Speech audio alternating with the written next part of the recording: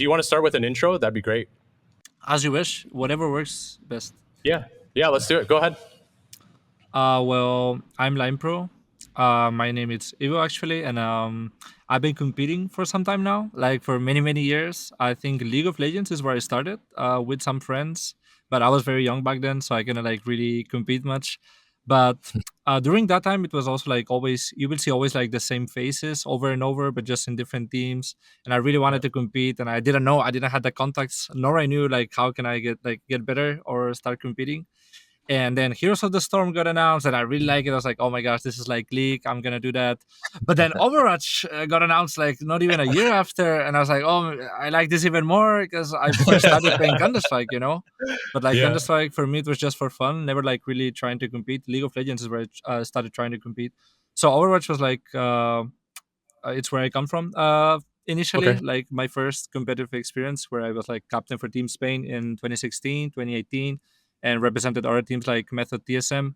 After that, I transitioned to Valorant. It was a bit different because I was a support in Overwatch, and Valorant I needed to up my aim right. Yeah. And there I competed for lastly for Team Heretics, and where I performed as a coach because I did play. I was a player in Valorant, then I was an analyst, then I was a coach. And right now, I'm just a Marvel Rivals player, hoping soon they might be a big and competitive scene. Just doing the best I can. That's awesome. So actually, me and Wayne had this conversation yesterday about League of Legends and that type of style game. How did you get into it? Because that's one of the hardest to get into. Oh, so I think I didn't like it at start. Just some friends were playing, and they said, "Try this game." And yeah, and I just tried the game. What we said. That's exactly what like our origin story for every game was Yeah. like. I had a friend who was playing it. Yeah. Yeah. And then I started like that was what got us into it. But for me, it was very confusing because I played MMOs like when I was very young, and for Yeah. me, League was like complete new concept. I was like, I played a game, I was like level 18, and my friend was like, "Oh, I'm level 14." I didn't know there's like a difference between in-game level and like account level. I was like, "What? I'm already level 18 my first game," and I joined in my second game, and I'm level 1 again. I'm like, "What? Wait, what happened? I was level 18 last game," But yeah, it's just a friend that played it. I didn't like it at the start because it was so confusing for me. But I kept playing my games, and suddenly all my friends are playing League, and I just can't play with them anything, So I had no other option than just play League. And eventually, at some point, I just like really liked it. What MMOs did you play? Wow, I will play anything, honestly. Pretty much anything. Like anything. Like I think I've tried all. I just really love MMOs, but nowadays, like. Especially when you're competing, you don't have that much time because I know I'm not gonna have the discipline if I jump into an MMO. I just know I'm not gonna have the discipline to keep doing my routines and being like very focused in game. So right now, nothing. Back in the days, everything. Yeah, same. I lost jobs and relationships to playing Star Wars Galaxies too much. Like I don't just mind doing knew that it. in the future. Like when there's like a new big MMO, I'm down. I'm down to lose jobs and but not right Yeah, now. for sure. Yeah. How was that transition from League of Legends, MMOs to playing shooter games? I mean, actually, it wasn't as hard because when I was very young, I would only play Counter Strike, right? But I was very bad. I didn't know anything. I would just play for fun. Yeah. And League of Legends, it's where I started realizing, oh, there's a competitive scene here. Because the reason I started competing is I was actually not interested in esports. I had no idea esports exists. I was playing football and I got injured. And then I realized, oh wait, there's people competing here. There's like tournaments, stadiums, fans. I didn't understand that. Yeah. So League of Legends where I started competing back then, but the transition wasn't as hard because before competing in League of Legends, I was already playing casually just shooters, So I think that's actually the reason I started loving it because I was like, oh wait, this is a combination of the two games I played. Like this has abilities and all, but it's a shooter. So it just made a lot of sense to me. It was really interesting how you mentioned going from Overwatch to Valorant, because we saw it and we were talking about this yesterday too, where we get a lot of folks came from like all types of games to start playing Valorant. You had Overwatch folks who started playing, Counter-Strike folks who kind of came over and started playing Fortnite. Yeah. But it's interesting because, as a support player, in Overwatch, and then as you mentioned in Valorant, it was a little bit different. Like there's Yeah. there's abilities and stuff like that, but it's there's not any like kind of soul support, non-mechanical, aim heavy role really in Valorant, like in a hero shooter like Overwatch. Yeah. Well, if your question is if you want to know what was my transition, this one will be very long, I think, to talk about. Go ahead. Yeah, Okay. sure. I always wanted to like achieve something like very big. For me, Overwatch, I really loved the game. I liked Overwatch way more than Valorant. My problem with Overwatch is like I just feel like I wasn't agreeing with the decisions they were making in terms of like the competitive scene. But Mhm, yeah. I already came from League of Legends, right? So I knew Riot Games. Well, they know what they're doing. So I just had complete trust. I had no idea what exactly Valorant was gonna look like, but I knew it was gonna be more similar to Counter Strike than Overwatch. And I was honest with myself. I was like, bro, you don't have the aim. You just played Mercy in Overwatch, beaming someone. You are so many steps behind, and you don't know when Valorant is gonna release. So you have to start working right now. I just started working that moment. I said I'm starting working next day. So, man, I even have goosebumps when I remember this because I remember literally the next day after I really wanted to succeed. I just woke up at 5:30 and I said I'm gonna wake up 5:30 every day. So for 5 years, 3 months, and 4 days, that's exactly the time I've been doing this. Not before Valorant came out, but before Marvel Rivals came out. But that's because I never stopped my routine. But for 5 years, 3 months, 4 days, I just woke up 5:30. I will start with like stretches, meditation, do some exercise, walking, cold shower. Started eating like very healthy stuff that can like improve my like my time reaction or like a lot of things that stimulate like your brain memory and stuff. And shout out to Aimlabs and other aim trainers. I knew my aim was bad, and when I knew my aim was bad, I will try, and I will not even be in like the middle. I will not even be like the 50%. And another thing, I just started aim training. That was like part of my routine. But I would like wake up every day at 5:30 because I knew if I wanted to be there and compete against the people that come from Counter Strike, that they have way better concepts and game understanding of how like tactical shooter works. I needed to at least improve my aim, and then learn all the other stuff. But I knew I had like the courage and like the discipline because I've been already building discipline during those years where there was like nothing that I was playing, right?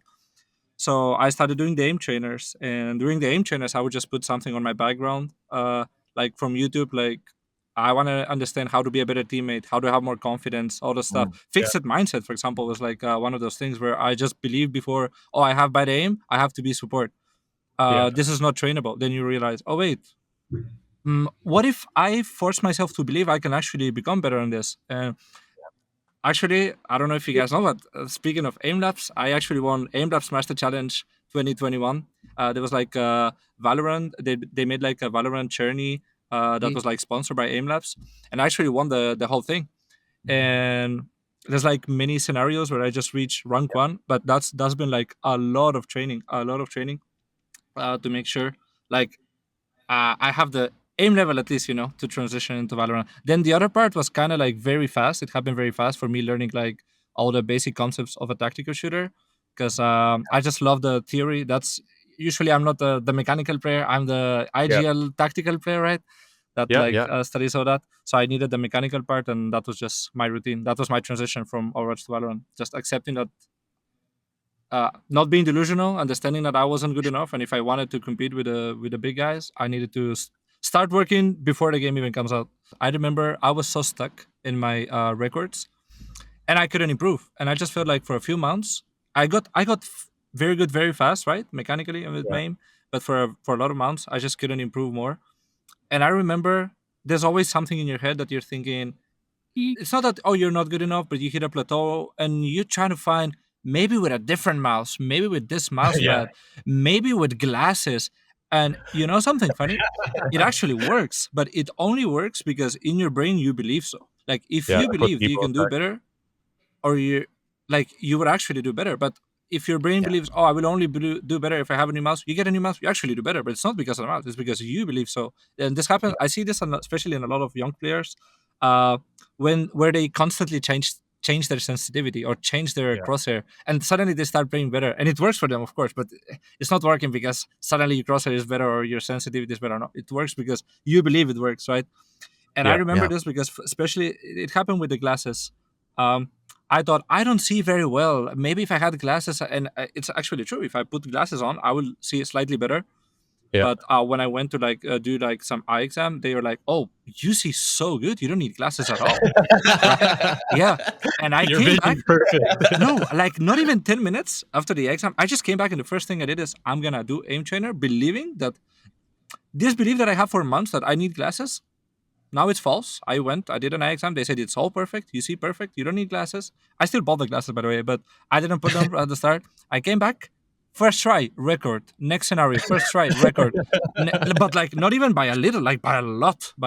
And I just think, oh my gosh, I can't believe I couldn't like improve because there was like a mental barrier that I just couldn't break it. And it was just It's there. interesting how much that affects exactly that, like little like mental things, because they're hard to self-diagnose and stuff like that sometimes, or know like when you're in it.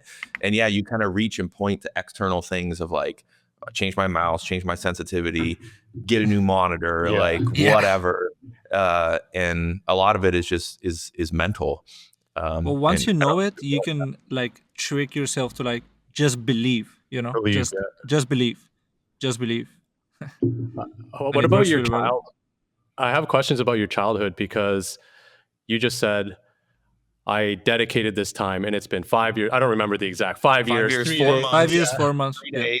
5 years, 3 months, 4 days was 3 months, 4 days. I was close. So did you grow up playing sports, or I guess how did you find that dedication to be able to do that for that prolonged time period, right? Oh yeah, you mentioned you played football. So was that like, did you learn kind of some of that habits of discipline and dedication you think in traditional sports?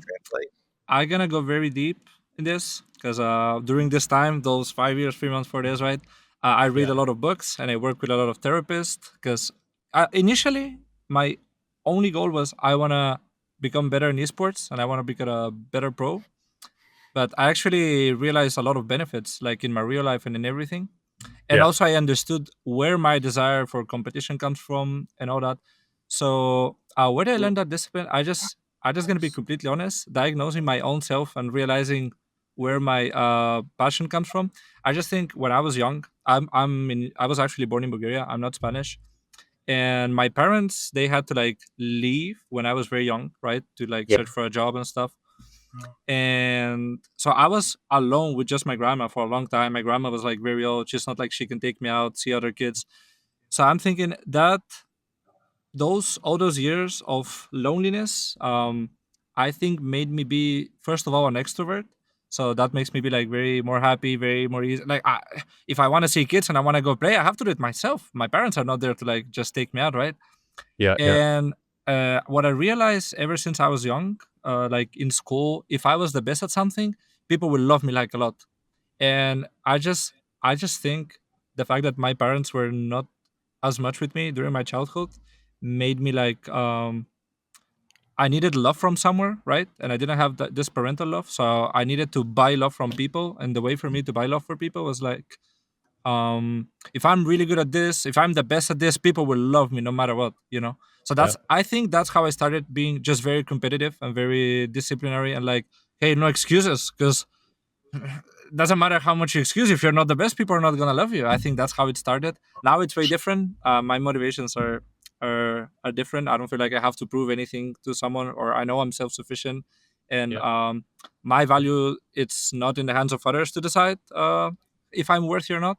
But I didn't understand that for many years. Gets me slightly emotional, but yeah, the thing is, I think that's where it comes from. Like just being very disciplined, of like, there is no excuses. If you want to be the best, you can't do ordinary things, because if you do ordinary things, you're gonna be an ordinary person. You need to do extra, like you need to do crazy things. You need to train a lot, and no excuses. Yeah, it's like that cliche. You have to be willing to do what the 99% of people aren't, right? To be the 1%. And it's I guess what advice do you have to people who want to be pro gamers or want to be really good at something that Yeah, that's like things that worked for you. I think the most important is to know your purpose. If you don't have a purpose, I just don't even think there's anything else. I just think it's just purpose. You just need to find your purpose in life and in general, like for everything. Why you're doing what you're doing? Why do you want to become? Ask yourself those questions. Because if those questions, if you have the answers, you will find the motivation. You will find the work ethic. You will find it. It will all be just so easy and clear to you. You're gonna see it like very, very clear. So sometimes I just feel like people want to become pro, but maybe their purpose or their motivation behind is not the correct one, let's say. Yeah. So I think as long as you find your purpose of why you're doing stuff, I think it's just so easy. You don't need to worry about anything more. So my advice is ask yourself those questions. Why do you want to become pro? Why do you want to become better? Why does it matter to you? How much you want to sacrifice? Why? I just ask yourself those questions. Yeah. No, that makes a lot of sense. Yeah, how did you find that process? I mean, I think that's great, and I'm like just reflecting on my own life as you're saying that. I'm just like, yeah, actually, that's so true. Like, resonates really strongly. What do you think? Was there anything that made you go like, oh, this is my purpose? Like specifically, here's reasons why I may have done this and wanted to be competitive early on. And you said like kind of that's different now. How did you find that purpose and kind of discover your own? Are there any kind of tips for folks for that? Reading a lot of books, working with a lot of therapists, but especially asking yourself a lot of questions and understanding what gives you joy in life, what brings you happiness. For me, what brings me happiness, I'm a very empathic person and I love helping people and I love making people happy and laugh. And I think this actually comes from this early childhood traumas where I need to be an extrovert because I need love and I want to make people laugh, whatever. But it goes beyond that. So I just feel like the way I see it, it's okay. I'm good at video games. I'm good at analyzing and understanding those things, and I'm good at entertaining because I like to be like funny, goofy, whatever, and that completes my purpose in a way where I can still pursue greatness. Because for me, it just brings me joy, but not just for me. I just really enjoy watching anyone doing something that they're really good at. It can be something very stupid. It can be like opening a bottle. Wow, if this guy's the number one opening a bottle, I'm not thinking, yeah, like seriously, I'm just thinking about the amount of passion, dedication, and work that guy has put into like learning the technique to open a bottle, and you see them focus, and it just, I'm like, wow, this guy is just so good at opening a bottle, bro. And I'm giving like a very stupid example, right? But it can be anything. I just feel like I really enjoy people doing something really good, and I like doing something really good, pushing my limits, because I'm just surprised with humans are capable of so many things, right? And like we're capable of so many things, but we don't always push our limits. And when someone's like on the limits, it's just like, wow. I just want to fucking applaud the guy that is doing like so much work to be where they are. And for me, it's like if I can do that, but at the same time, I complete my purpose, which is make people happy, make people entertain. So something that really brings me joy. It's a lot of times when I'm competing or I'm streaming or whatever, a lot of people will come and write me, "Hey man, I'm having some really hard time in life lately. Your stream is entertaining me. I'm having a lot of fun. My friends are also watching it." That is what brings me joy right now. Yeah. So I'm not doing it right now to buy people's love, or to know I'm worthy, because I know I am.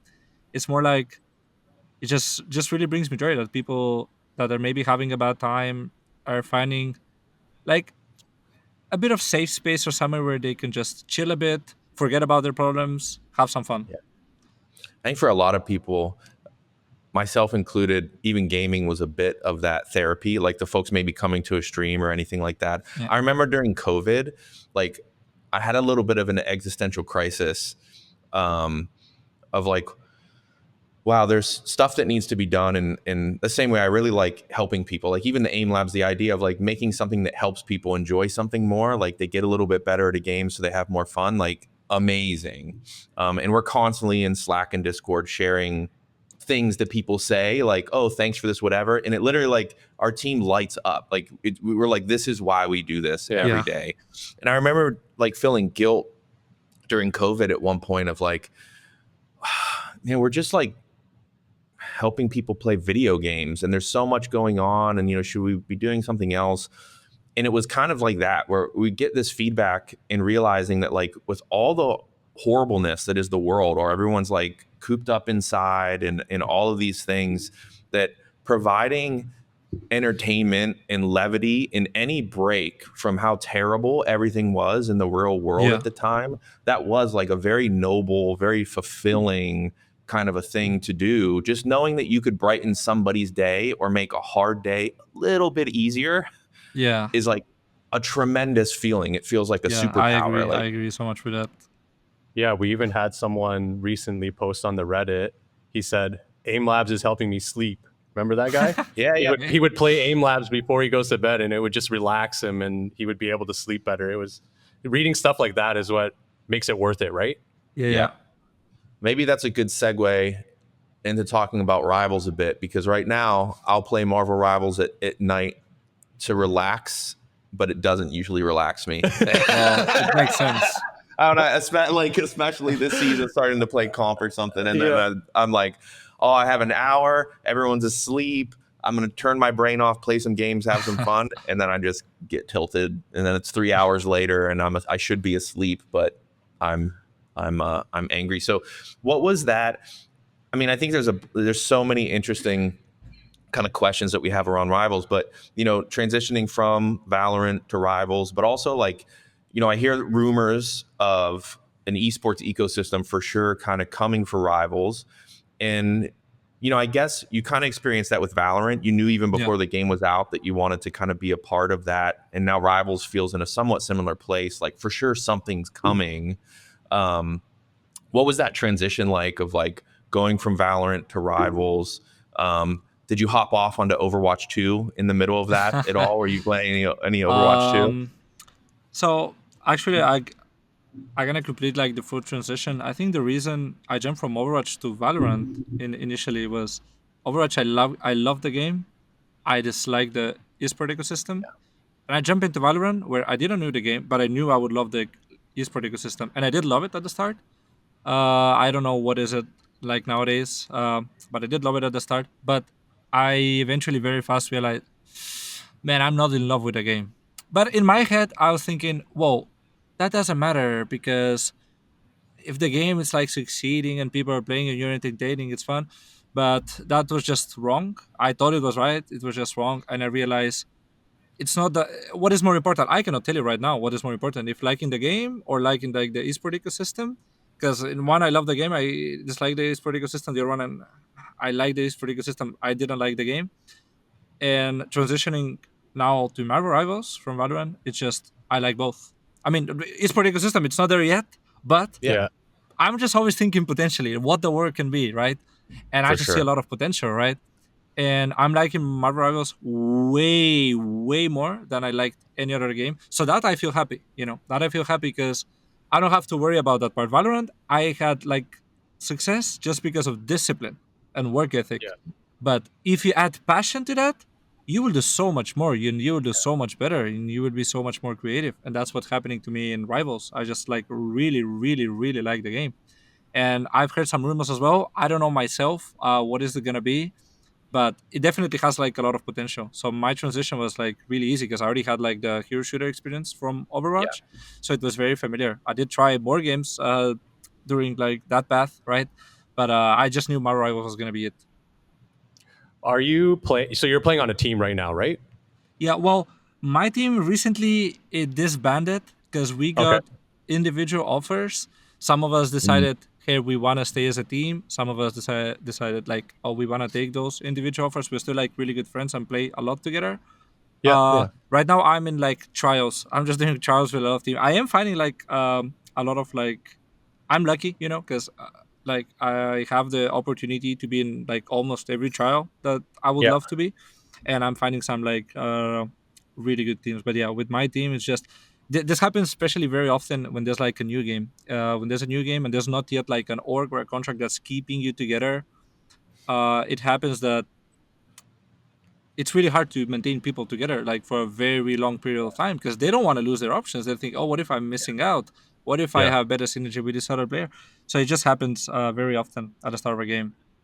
So when you first started playing Rivals with that team, was it all previous Overwatch players, or how did you assemble that team? Because we had a conversation yesterday talking about Valorant, right? When they first released Valorant, and I think it was like First Strike tournament or whatever. So orgs were assembling teams, but it was strange because they were pulling from various games, right? It was Counter-Strike, it was Overwatch, it was Fortnite.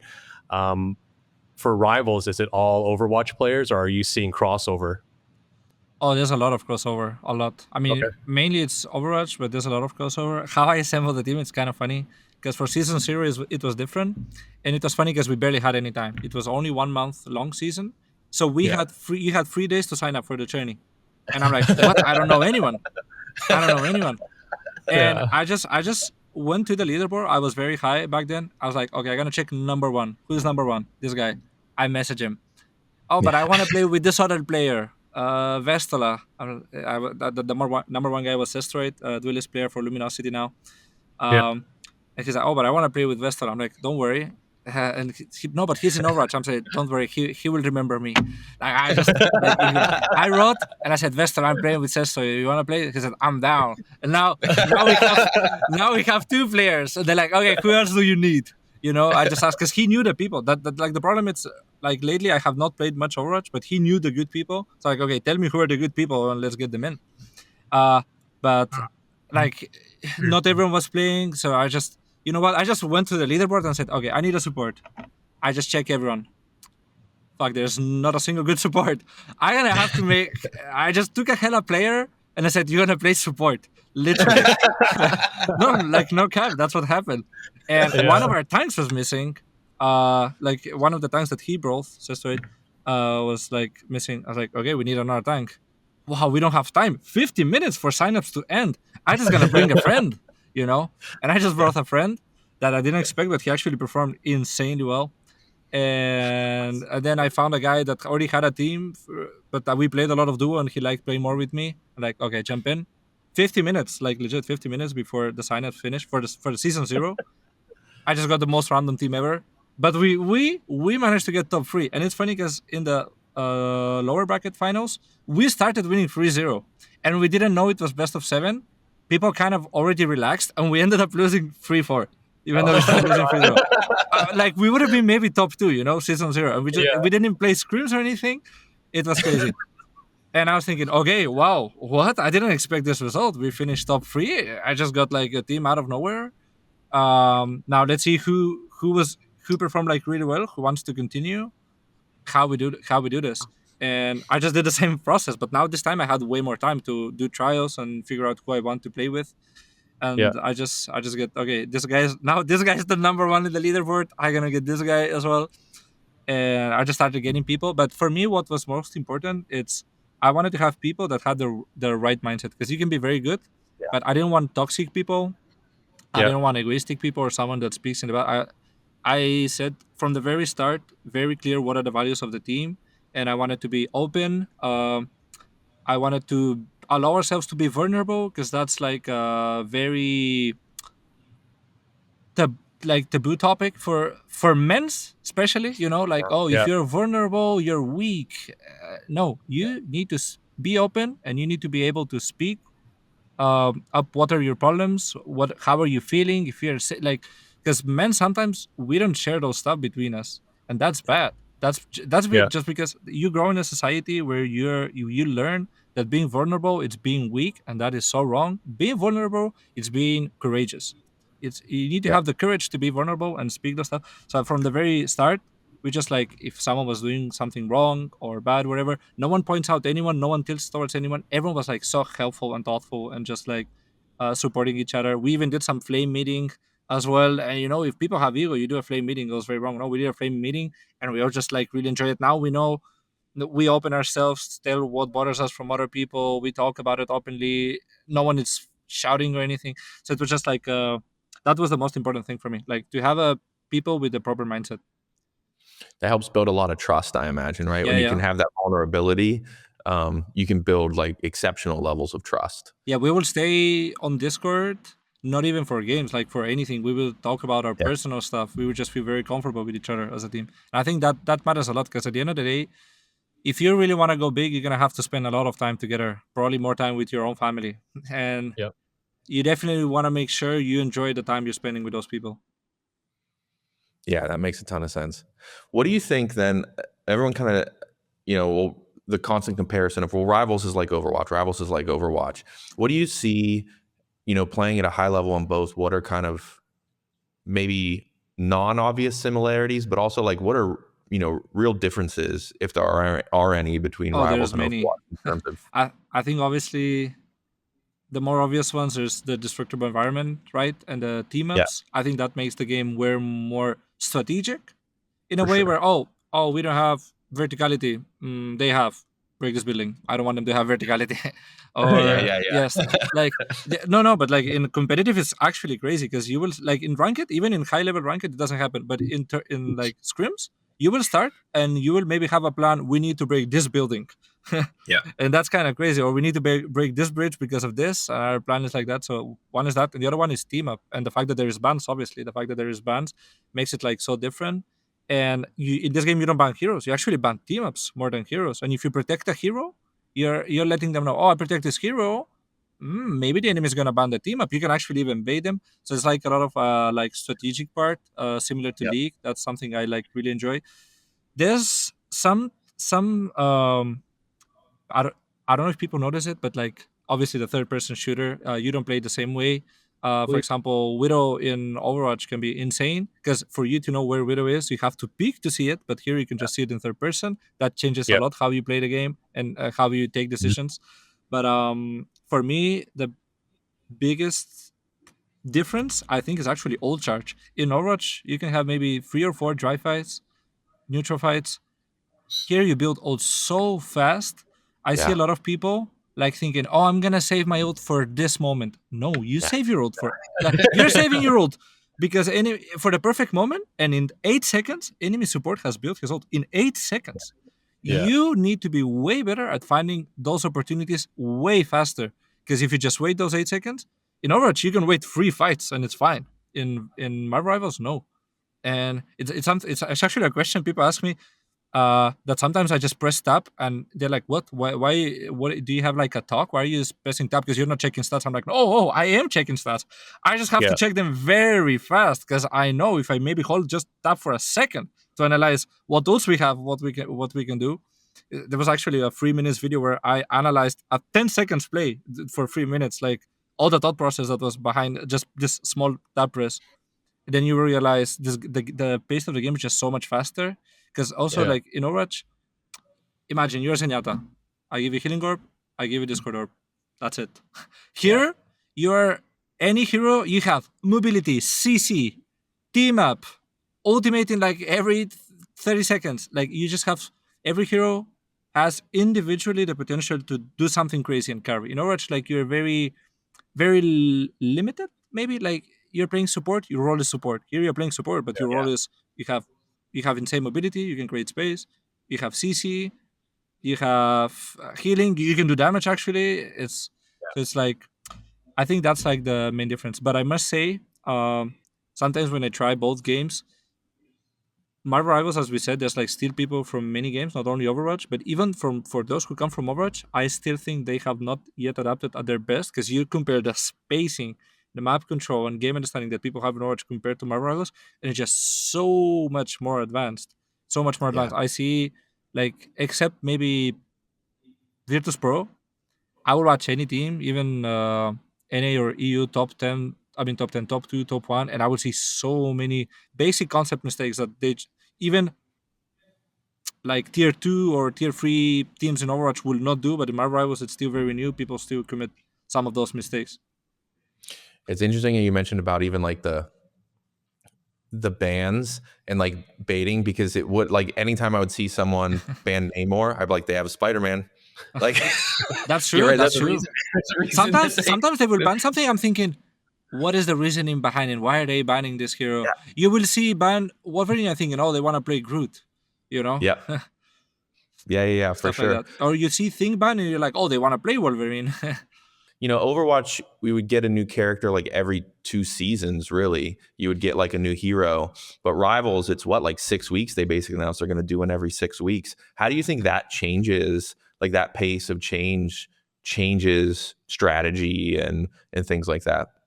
Wow, for me, it's so crazy because I must say I'm very surprised in a positive way with Marvel Rivals balance team because I'm thinking Same. so fast. There's team ups, there's so many maps. It kind of feels like they balance very fast and they listen to feedback very fast. So for me, it's very surprising. I thought it was going to go very wrong. Yeah. Right now, at the start of season, it's always a bit chaotic because so many things are working until you find out what is the strongest, right? Yep. But I'm just surprised in a very positive way. The way they just figure out like how to balance. Like sometimes I have my own ideas of what I will do, and a lot of times I think those ideas are great, but they just come with something that I never thought about. I'm like, what? Captain America is not played. Bucket's way overpowered. Let's remove the team. Like I'm thinking, for example, for me, I'm thinking, what can I remove from their individual kit? And they're thinking, oh, what if we just remove their team ups and we make this hero that is not very played teamed up with this hero that is very played. Now it kind of balances it a lot, And for example, with Hulk, the same.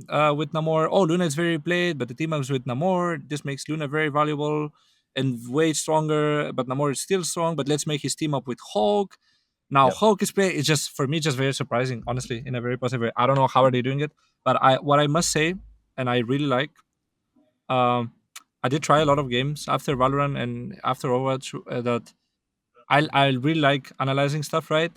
And I realize nowadays most of the games they're born and they're dead in 2 weeks, 3 weeks. And I think that happens because when they're born, they're like trending for those 2-3 weeks. And what after? What happens after? Speaking about MMOs before, everyone knows what WoW is, right? World of Warcraft. But imagine the next MMO comes out tomorrow. It can be the best game ever. It can be the best game ever. It doesn't matter. You are not yet emotionally linked with the heroes. Like you're not gonna tattoo Illidan, or you're not gonna buy a Horde shirt next day, or you're not gonna have a artist tattoo on your back. You're not gonna feel anything with those heroes. No matter how good the MMO is, you need to spend 2 resources, money and time, to to get that moment. So I think something that Marvel Rivals does really good, and I think it's not only those constant updates that we're talking about, new map, new hero, how that changes the meta, and having a lot of variety and not just playing the same thing, the bans as well. But I feel like the fact that they're adding new skins every week, new game modes every 2 weeks, literally new heroes and new map every month, just keeps the game doesn't die, because those games I was speaking in 2-3 weeks, they're just not trending anymore. But Marvel Rivals has been trending over and over and over again. And the other topic is, as I said, with a new game, there's new heroes that you don't have any connection with them yet. But Marvel, you already have this connection with Marvel heroes because they've been there for a long time, So that assures you the fact that it's trending for a long time. You're gonna spend time, you're gonna spend money, and you already have this connection with the heroes, so you don't even need that much time to feel good. So how I feel about it, I just feel awesome. Honestly, it's just I know competing, it can be very chaotic sometimes. You're thinking, oh man, sometimes I just wish I play one hero and I don't have to learn all that.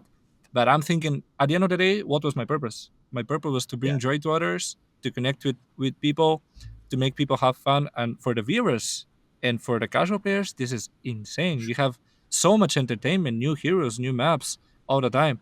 And I think at the end of the day, that's what matters. It's a game. You have to enjoy it. You have to have fun, right? And they're doing a great job there.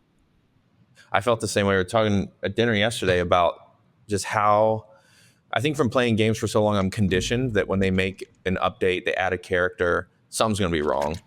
It's going to be, okay, well, I know for the next, until they patch it, this particular hero is going to be overpowered, is going to be whatever, and it's not.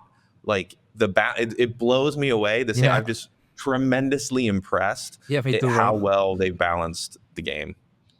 Yeah, and I mean, we were even talking about what you just said, right? Those characters, everyone knows Marvel characters. Yeah. So everyone's going to be connected. hyped to play them, right? You don't have to spend the time to learn their story. You already know their story. Yeah. we were playing Overwatch 2. Like I have 3 kids, but 2 that are playing games with me, and they saw. I didn't have any interest at first in Marvel Rivals. I was just like, Overwatch 2 feels great. Like whatever, they love it. And my middle son was like, "Oh yeah, there's a Marvel. I want to play. I want to be Captain America. There's a game where I can be Captain America." And then that was it. That was it. Like, yeah. This is amazing. And then my oldest was like, "Yeah, I want to play Doctor Strange." And exactly that. They like saw these characters and had an immediate connection. And the gameplay hooked them. I think I had saw a stat that like 90% of people after the first month are still playing Rivals, which is like crazy. Insane retention. It's also funny because for me it was the opposite way. Because your kids, they already had the connection with Marvel. For me, I had the connection with Hero Shooter, and I was like, you know what? Like I played Alpha and Beta. I was like, you know what? I'm gonna watch the movies. And I just watched everything. Right now, I just watched everything already, and I love it. I don't know. I mean, now I'm a Marvel fan. The only character I didn't have an attachment to was Jeff. Yeah. Who is this shark? Yeah. What is this? I've played maybe 5 to 10 games of Rivals, and the first game, Jeff swallowed me up and threw me off the map, and I was like, "What just happened here? Who is this fucking shark?" Real. And then I see a bunch of memes about Jeff afterwards, of course. Yeah. Bringing it back to the esport portion of it, is it still the same right now with recruiting? Do you think that grinding ranked and getting to number 1 is going to get you visibility, and then people will reach out to you and say, "Hey, come trial for our team"? Do you think that's the path to pro right now, or is there other ways? I cannot tell right now. I think it's always relevant and not relevant at the same time. I think at the very start of the game, you don't know people. Ranked matters because there's nothing. At the start of the game, there's no tournaments, there's no leagues. Ranked matters because there's nothing else where you want to expose yourself. And I think ranked matters at the start to get the contact. Once you have the contact, then obviously bugs are maybe more important, scrims are more important. But when there's nothing, or if you have not, like my advice actually for people that, because I get this question a lot of times, like how do you get into competitive scene? Well, I just told you how I did it. I just played ranked. I was like, I can ask this. I literally didn't even care. Didn't even bother to have the best team or whatever. I just gonna grab 5 guys random from ranked. I'm gonna play. Let's see what happens. You will get some. You can do good. You can do bad. You will learn from the process. And the next time you have more time, play ranked, make friends, make a team. So I just think ranked at the start matters for that because it's really easy. Like you don't know the people. You need to know the people, and that's just a really easy way to connect with them. Right now, it doesn't. For example, right now, it's not the way I will operate. I will not check on top 10 because now, it doesn't matter as much as before, and every season is gonna matter less, and that is just something that's naturally gonna happen in every game. Yeah. Because like once there's like a tournaments, league, and esport ecosystem and roadmaps, it just doesn't matter as much. It's still like really good. Like if you have never competed, I still think it's the way to go to at least prove that you have mechanical or individual level good enough to get there, because you can be a gem. If you're not even top 500, people will think, who is this guy? He doesn't have scream experience. He's not even top 500. Because if you already reached top 500, people already know you, whatever in the past. Now you're not in, doesn't matter. People know you. You have the contacts already. Yeah.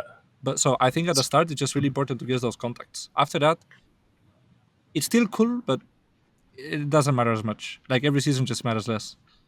So how do you find scrims? So this is more a question for, people that are grinding Rivals right now. They're playing ranked. Maybe they do reach top 500. Yeah. And let's say they do reach out to people and they want to make a team. What's the next step? Like Kaplan told us, you guys should play on a team, right? And this is how you do it. You go to prac.com, you set up for this stuff, and this is how you find scrims. Is Rivals similar? No, it's way easier actually. For me, at least, I'm very. I mean, to be honest, I was in a very privileged position where we finished top 3. Marvel Rivals team came to me and they gave me direct invitation to the Marvel Rivals Invitational. We also played another tourney. We won the whole thing, and it was EU and NA. Like every team except Virtus Pro from EU and NA was playing that tourney. We won the whole thing. Now I have orcs coming to me. Now we get signed for Fnatic to represent us for the Marvel Rivals Invitational. For me, it was really easy because I just had to stay AFK and people will come to me. Yeah, people will come to me and on Discord, and they will just ask me, and I remember people will want to book with us, and I will say, yeah, sure, we can book for next month on this day. And they're like, what do you mean? Yeah, like people, like we just had everything booked like forever, you know. Yeah. It was so easy to do it. And for my team, since I had the experience, I was like, okay, you know what, I'm gonna be the coach, manager, analyst. I was their IGO, whatever. But to be honest, it was really easy because of all these things, Yeah. and because of, as I said, like all the discipline part that I did for those 5 years. It just made it way easier for me to like manage all that things. But to be honest, it's like this is my experience, but even a normal experience, Marvel Rivals makes it really easy because it has factions in game. So Yeah. you literally just play and you think, I'm gonna tell you something that happened yesterday. Literally yesterday. Some Japanese player is playing the European servers. This is another topic actually. Servers are really good. Like you have really good ping on anywhere almost. It's kind of crazy. It performs really well Yeah. anywhere. So I have some Japanese players playing on new servers, and we make friends. Like I say something goofy in Japanese. He's like, "Oh, Linepro, blah blah blah." Yeah, and then like we make friends, and he says, "Add me for scrims," and you literally have factions in game, so you can Yeah. see who's in which faction. You know, so if I'm considering a player is good, I play a few games. I'm like, "Oh my gosh, this player in ranked is so good." I add him, or I just check his profile. Oh, I see he's in a team. I just ask him, "Wanna scrim?" I add him on Discord. Right now, I just have like a list of every team, like on to contact them on Discord, so we don't have to speak in game. But Yeah. to be honest, just the faction part just made it so easy. You know, I just know this guy Okay, has so it. I everything's don't even have in-game. to ask if you have a team. I just check your profile. I see you have a team. I see who's in the team. Like, okay, those are good players. We just scrim. Oh, that's Simple cool. as Now that. that you've had both good and bad experiences in terms of the, Overwatch esports at the Yeah. professional level and in Valorant, if they put you in charge of Rivals esports tomorrow, do you have a wish list of things that you hope that, what it would be and what it would not be, or like things they should avoid, or things that would you hope that they do include? Wow, that's a very interesting question because I don't know if you know. I feel like I will not be able to maybe build it, but I will be able to give solutions. Because in both Valorant and Overwatch, I was able to think about ideas. And it's funny because those ideas I had years after, they added them. And I was like, oh my, I thought about this from the very start. I spoke about it from They the should very have start. hired you from the Yeah, start. yeah. I actually thought about it, like no joke. On Valorant, I actually thought about being part of it. Like after being coach, I was like, what if I contact Riot and I just work for their esports team? And because I was really thinking about that actually for real. In my rivals, man, I just really dislike making it like very private, not accessible. You know, I'm gonna tell you something that I think it works really well, and that's League of Legends. And I'm thinking, why does League of Legends work really well? You watch LEC, you watch LCS, you watch LCK, you watch Worlds, right? That's very fun. But that's top of the top. You cannot think only about the highest thing. So Yeah. I think it's really important to start from the ground. Don't start from tier 1. Let's start from tier 3, tier 2, and tier 1. And I'm gonna compare this to League of Legends. Okay, I'm from Spain, and I know you have probably no clue what LVP is, right? LVP is like the Spanish league. But that's a thing. There's a French league, there's a Spanish league, there's an Italian league, there's a Swedish league. You cannot have all these people grinding for so long and reaching tier 1 if you didn't care about those lower leagues first. If you didn't give them Yeah. the chance to build it. For example, I remember when Overwatch League started, before it even started, they like prohibited, like they said like, oh, there's gonna be no other leagues than Overwatch. Okay, so Yeah. now you can't do anything local. I can't do anything in Spain. I cannot play tournaments in Spain. I cannot do leagues in Spain. I cannot grow Spain talent. Yeah. Spanish talent. I cannot do that in France. I can do that in Italy. Well, it's kind of like the same, you know. Like if you only think about the top of the top, you have so many. You're losing potentially so many potential players that could be grinding the game to first reach Yeah. the Spanish league, to then reach the second division, to then reach Masters, to then maybe reach LCS, to then maybe reach Worlds. But you need to give them somewhere to grind. If you make it private and you only think about top of the top, people are clueless. So if I'm clueless, think about this. Right now, I'm in a privileged position where I have the contacts with orgs and with players, and I'm in a good spot, right? And I also stream. But think about someone that just fall in love with Marvel Rivals, has nothing, Yeah. has no social medias, is just starting to play the game, doesn't have the contacts with orgs or teams, doesn't know anyone.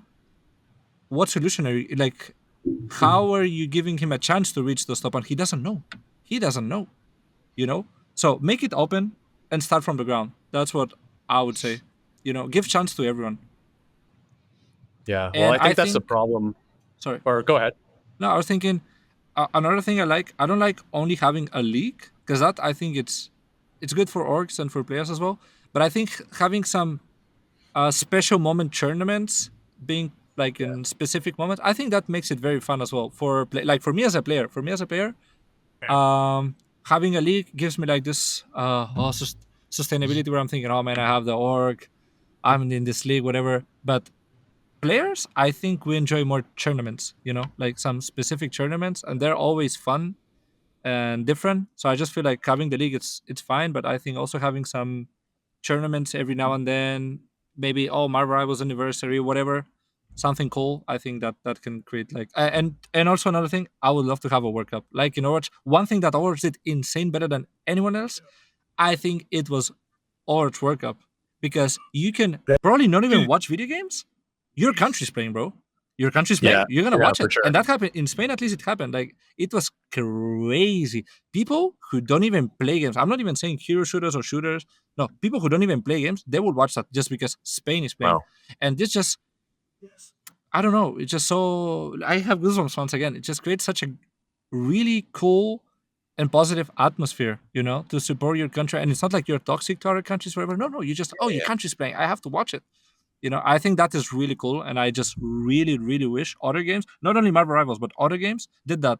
And now I'm saying this not as a competitor, but as a viewer myself. I would just love to watch League of Legends World Cup and just see 5 Spanish players playing against 5 Koreans, playing against 5 French. I know Koreans will beat that ass. I don't care. I just want to watch and support my 5 Spanish players while they're getting like their ass beaten, you know? Well, it's the same. Just, and here I would love to play a World Cup representing my country, but for other games, I would love to watch and support them, because I just think it's so fun. It's competitive and it's not toxic, because it's not like, oh, but this team, but I'm supporting this team. No, it's just something very casual. No one is expecting anything.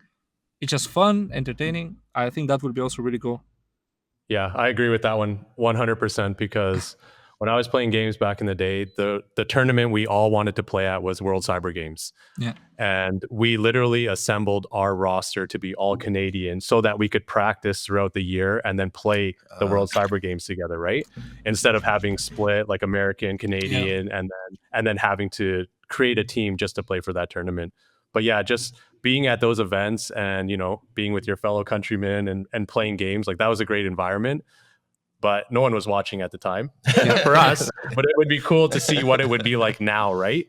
Because gaming is just so mainstream. There's a lot of fans. People get it. There's so many games too, so it would be super I fun. promise you, my best memories, not only in esports, in life, are from the World Cup. I just can not forget a single like second from like my experiences in like Overwatch World Cup with the Spanish team. The good, the bad, I don't know. It's just so much joy. I just really love that. Really love that experience.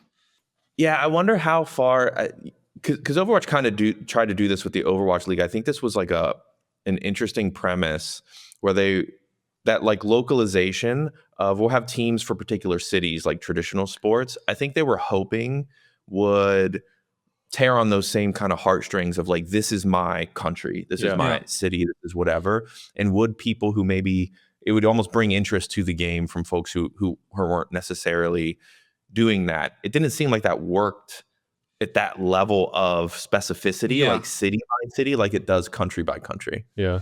I mean, I get the idea actually. The problem is, I just feel like it didn't happen organic. Like it wasn't organic. It wasn't natural. It was like, I feel like it was forced, you know? Forced, yeah.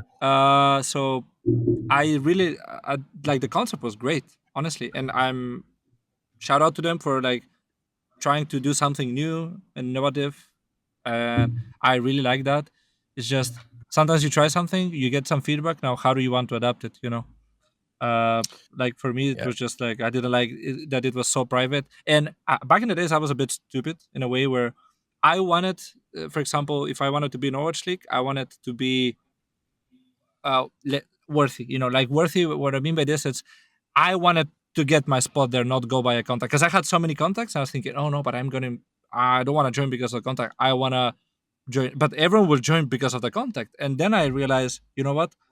I was stupid, because even if you have the contact, if you don't make it, you don't make it. I should have accepted those chances I have. But I was like, no, man, I have to make it myself. I don't have to get a contact. So this is actually another tip for people. If someone gives you the hand, grab the hand. Like take the hand, take the. That's actually how I started coach in Heretics in VALORANT. I had zero coach experience, and I got recommended. And before, I wouldn't not take it, because I'm thinking, oh man, no, I have to grind as a coach and get to that place. And I was thinking, well, if they trust me, let's see. And turns out while I was a coach there, we won everything, and I had to learn a lot of things. But hey, they gave me the opportunity. If I was bad, they would just not continue with me, Yeah. What was that like? Or what do you think the skills are different, or, to be a really good coach versus a good player? Like, what's the overlap and kind of what are the differences between those two? Well, for me, it's not many, because I'm very involved as a player, and as an IGL, I've always liked to be. I just put a lot of effort, So I feel like even when I was a player, I will do a lot of the coaching part, But wow, for me the hardest part is just I'm just getting anxiety just thinking I might have the solution. I'm not playing the game. You have to patience. I would just say patience. Number one, it's patience. Number two, that really surprised me, it's I felt reflected so much with the players when they're mad at something or they're thinking about something, and they're so wrong because they don't see the big picture. And I'm thinking, man, I was in this position and I was thinking about this, and this is just such a small part that has nothing to do with the big picture.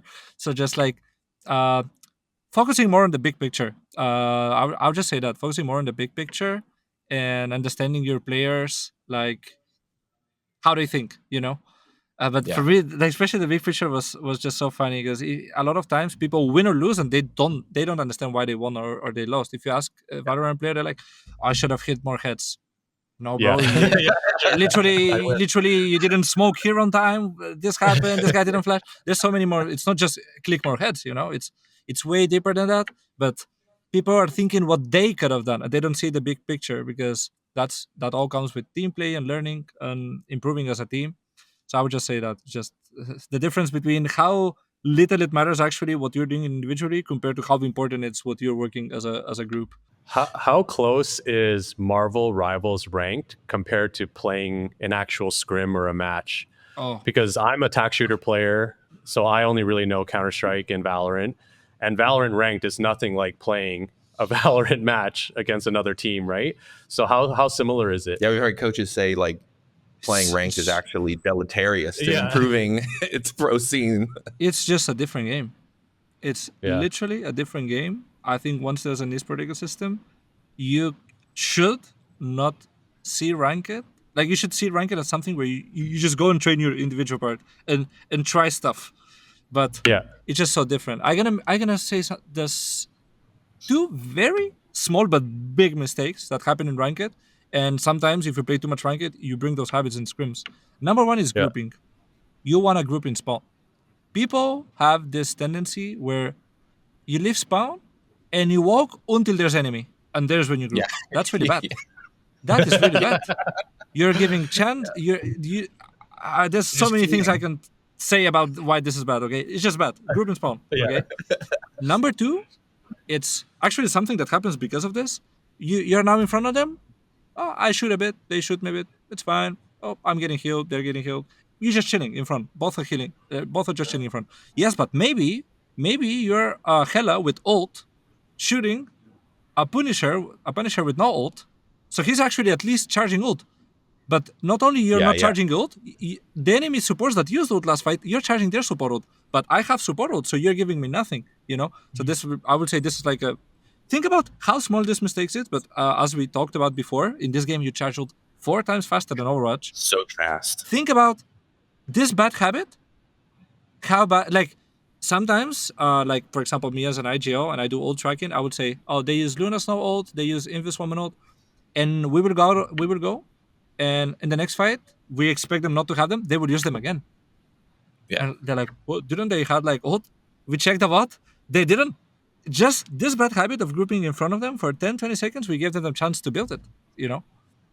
And but this is just some very small thing compared to everything that is so different, you know. For example, the way, as I said, the way you want to break environment in scrims on Journey, the way you want, like, it's just so many things are just so different. It's just completely a different game.